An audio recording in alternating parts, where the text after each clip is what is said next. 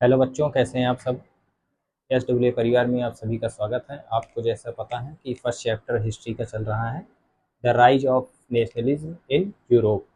और इस चैप्टर का जो लास्ट टॉपिक है, हम लोग वहाँ तक पहुँच चुके हैं। तो नेक्स्ट जो टॉपिक है वो आपका है unification of Germany. Unification of Germany, इसका मतलब होता है जर्मनी का एकीकरण। यूनिफिकेशन का मतलब होता है एकीकरण।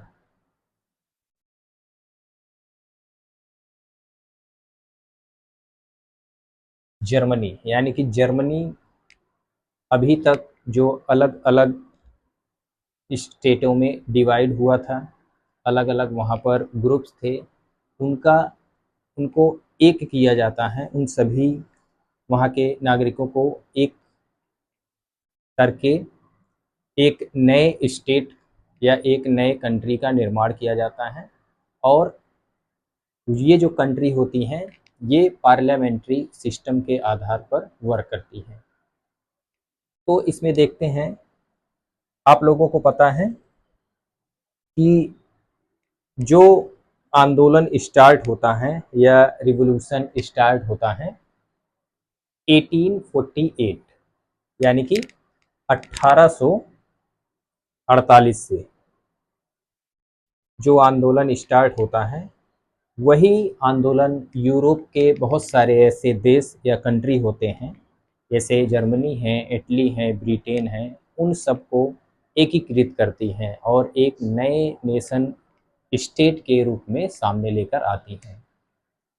तो इसमें है जो भी नेशनलिस्ट सेंटीमेंट यानी कि जो भी विचारधारा थी, राष्ट्रीयता की जो विचारधारा थी, वो प्रमोट करती थी इसको पॉलिटिकल डोमिनेशन। यानी कि जो भी राष्ट्रीय विचारधारा के जो भी लोग थे, ठीक है, जो उनकी फीलिंग्स थी, तो कंजर्वेटिव्स उस समय ये चाहते थे कि उन्हीं का प्रभुत्व या डोमिनेशन रहे, किसके ऊपर, पॉलिटिकल डोमिनेशन यानी कि राजनीतिक प्रभुत्व उन्हीं का रहे, कंजर्वेटिव्स का, ठीक है, और वही पावर यानी कि सत्ता में रहें। तो जर्मनी में होता क्या है, जर्मनी में जो नेशनलिस्ट फीलिंग्स थे, ठीक है, ये बहुत तेजी से फैल रहे थे। किसके बीच में, मिडिल क्लास के बीच में, यानी कि मिडिल क्लास जो होती हैं उनके बीच में जो नेशनलिस्ट की जो फीलिंग है वो बहुत तेजी से विस्तार करता है। और 1848 में मिडिल क्लास जो है ये ट्राई करता है, यानी कि प्रयास करता है, unite the different region of the German confederation into a nation state governed by elected parliament. यानी कि ये प्रयास किया जाता है मिडिल क्लास के लोगों के द्वारा कि हम एक ऐसे नेशन स्टेट का निर्माण करेंगे जो कि इलेक्टेड पार्लियामेंट यानी कि चुने हुए कुछ सांसद होंगे, ठीक है, और उनके द्वारा हमारे इस नए नेशन स्टेट को क्या किया जाएगा, चलाया जाएगा। Persia took on the leadership of movement this national unification। इसमें पर्सिया जो होता है ये महत्वपूर्ण भूमिका निभाता है इस आंदोलन में, ठीक है, और नेशनल यूनिफिकेशन में। नेशनल यूनिफिकेशन यानी कि राष्ट्र के एकीकरण में।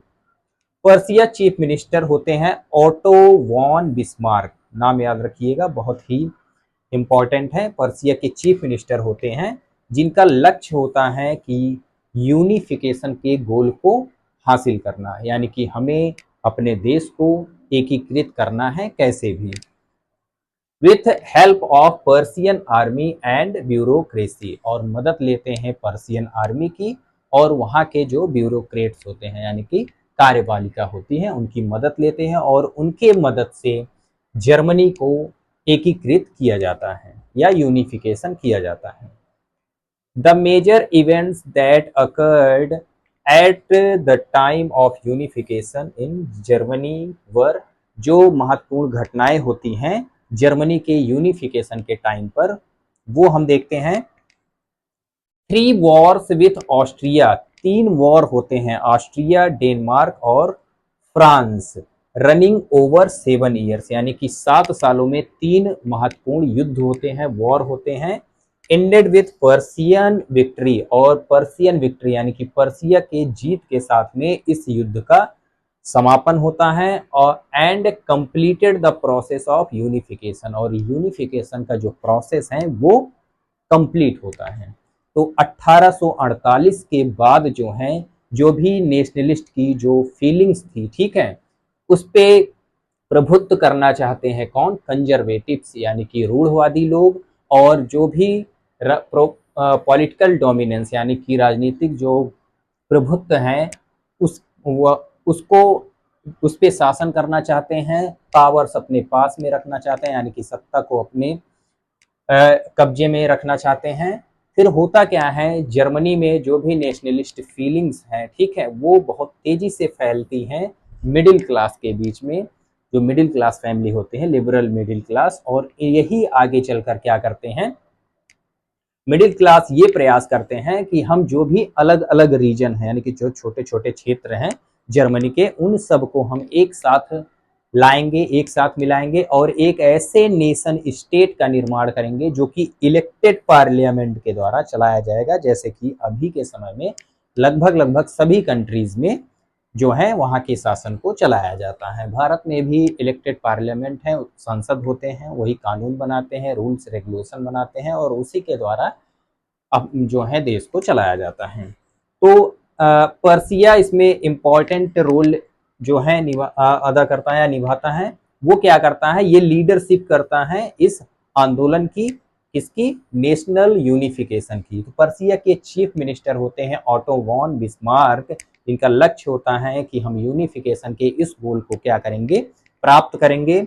और वो क्या करते हैं, लास्ट में इस गोल को प्राप्त भी, या इस एम को प्राप्त भी करते हैं, किसके द्वारा, पर्सियन आर्मी और वहां की ब्यूरोक्रेसी के द्वारा।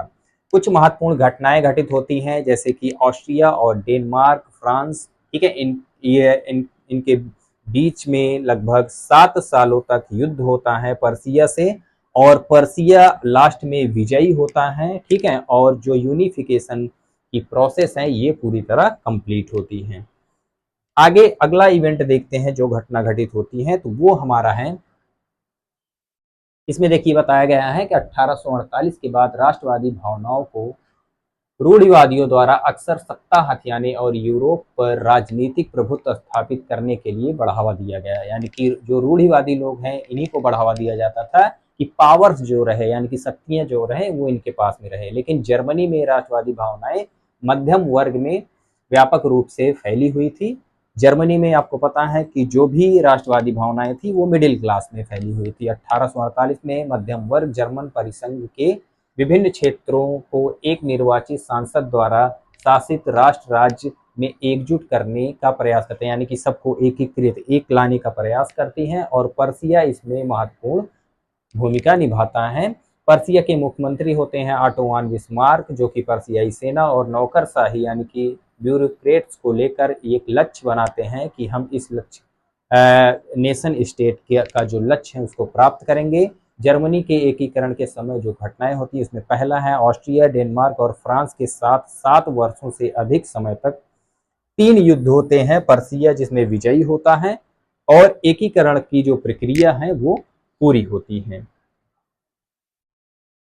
अगला जो इवेंट होता है, on 18 January 1871 N assembly comprising the Prince of the German state, यानी कि 18 जनवरी 1871 को एक असेंबली सभा जो है बनती है, और वहाँ के जर्मन स्टेट के जो प्रिंस यानी कि राजकुमार होते हैं, ठीक है, और रिप्रेजेंटेटिव जो होते हैं ऑफ आर्मी यानी कि आर्मी के जो प्रतिनिधि होते हैं, इंपॉर्टेंट पर्सियन मिनिस्टर्स उसमें होते हैं ये, और वहाँ के chief minister Otto von Bismarck होते हैं। ये सभी लोग एक साथ मिलकर ये डिक्लेयर करते हैं कि a new German empire headed, एक नया जर्मन एम्पायर यानी कि एक नए जर्मनी का शासक होगा, जिसका नाम होगा Kaiser William first. Of Persia, Persia का होगा, कैसर विलियम फर्स्ट वो वहाँ का शासक होगा। और और the new state Germany had a strong emphasis of modernising the currency, banking, legal and judicial system in Germany. यानी कि उस नए जर्मनी स्टेट में क्या किया जाता है, नए करेंसी को, बैंकिंग सिस्टम को और जो भी लीगल एंड जुडिशियल सिस्टम है उसको लागू किया जाता है। 18 जनवरी 1871 को जर्मन राज्यों के जो राजकुमार होते हैं, सेना के प्रतिनिधि जो होते हैं और प्रधानमंत्री ऑटो वन बिस्मार्क, ये सभी महत्वपूर्ण पर्सियाई मंत्रियों के एक सभा ने पर्सिया के सम्राट विलियम प्रथम के नेतृत्व में नए जर्मन साम्राज्य की घोषणा करते हैं। मुद्रा, बैंकिंग यानी कि करेंसी हो गई, बैंकिंग हो गई, लीगल एंड न्यायिक, कानूनी और जो जुडिशियल है, ठीक है, इन प्रणालियों का आधुनिकीकरण किया जाता है। ठीक है, आधुनिकीकरण करने का मतलब उस टाइम पे जिस तरह से पार्लियामेंट्री सिस्टम के द्वारा इन सभी चीज़ों को चलाया जाता था, तो वैसे उनको मॉडर्नाइज किया जाता है और एक नए स्टेट, नेशनल स्टेट के रूप में जर्मनी सामने आता है और जर्मनी का यूनिफिकेशन होता है, पूरा होता है, जो लक्ष्य रखा गया था पर्सिया के chief minister auto von Bismarck के द्वारा। तो ये टॉपिक आपका कंप्लीट हो गया। इसमें जो ना समझ में आया है वो उस पर आप कमेंट कर सकते हैं और पूछ सकते हैं। एक बार फिर से रिपीट कर देते हैं कि 1848 में जर्मनी के जो रूढ़िवादी यानी कि कंजर्वेटिव लोग थे, वो यही चाहते थे कि पावर उनके हाथ में हो, जो राजनीतिक प्रभुत्व हैं वो उनके हाथ में हो, लेकिन वहाँ की जो मिडिल क्लास की जो विचारधारा थी, राष्ट्रीय विचारधारा, वो बहुत तेजी से फैलती हैं और उसके फैलने के वजह से वो लोग प्रयास करते हैं कि हम एक ऐसे नेशन स्टेट का निर्माण करेंगे जहाँ पर जो गवर्न किया जाएगा यानी कि शासन किया जाएगा, वो किया जाएगा आपका इलेक्टेड पार्लियामेंट के द्वारा किया जाएगा। और उसमें पर्सिया साथ देता है। पर्सिया के चीफ मिनिस्टर ऑटोमान बिस्मार्क जो हैं, वो एक एम डिसाइड करते हैं और एक गोल निर्धारित करते हैं कि हम जर्मनी का यूनिफिकेशन करेंगे, जिसमें ऑस्ट्रिया, डेनमार्क और फ्रांस के साथ में 7 वर्षों तक पर्सिया का युद्ध भी होता है, जिसमें पर्सिया लास्ट में विजयी यानी कि विक्ट्री होती है और वो जो है यूनिफिकेशन का जो प्रोसेस है वो उसको कंप्लीट भी करते हैं। तो ये टॉपिक आप लोग याद रखिएगा और ये इम्पॉर्टेंट टॉपिक है, एग्जाम में पूछा जाता है काफ़ी बार। इसमें जो कुछ ना समझ में आया है वो आप क्या कर सकते हैं, कमेंट करके आप हमसे पूछ सकते हैं। और इसके बाद अगला जो टॉपिक है यूनिफिकेशन ऑफ इटली, वो आपको इस क्लास के बाद नेक्स्ट क्लास में आपको दिया जाएगा। तब तक के लिए धन्यवाद।